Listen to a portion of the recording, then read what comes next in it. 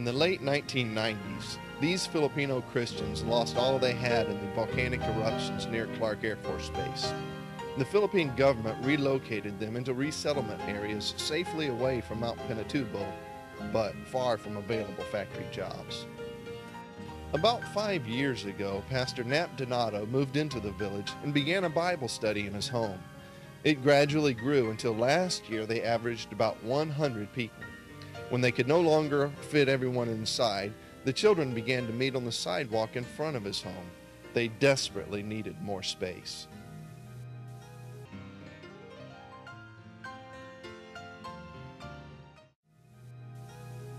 With just $3,000 in savings, they believed that they needed to start building a permanent place of worship. They would have to trust God to help them finish the task. Now that they have the building partially complete, attendance has grown to a Sunday morning high of 200.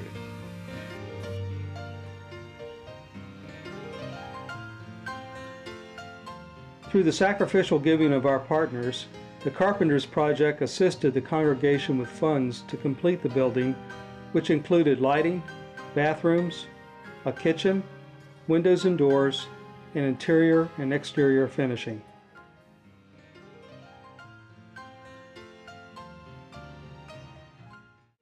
Today, the Word Baptist Church continues to grow. From this congregation, young men and women are surrendering for the ministry.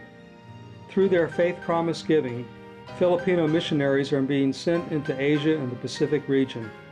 And from their midst, 2 more churches have been planted in Angeles City. At the Word Baptist Church, souls are being saved and lives are being changed. God is blessing them for their faithfulness.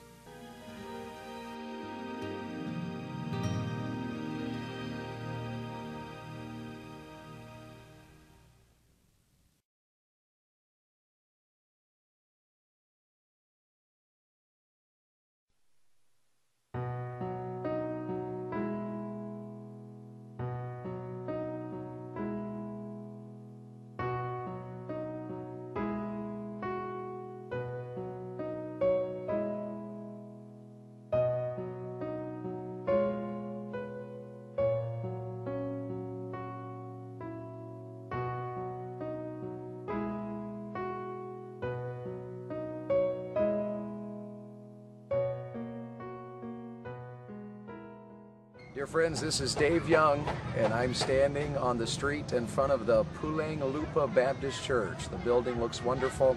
A few days ago we were in this very town and we knocked on many of the doors you're looking at here behind me. The people in this town are without Christ. Many of them are very poor. In fact, all of them are very poor. But there is a testimony here thanks to the ministry that you have there. And your giving to build this church is going to result in many, many souls being saved.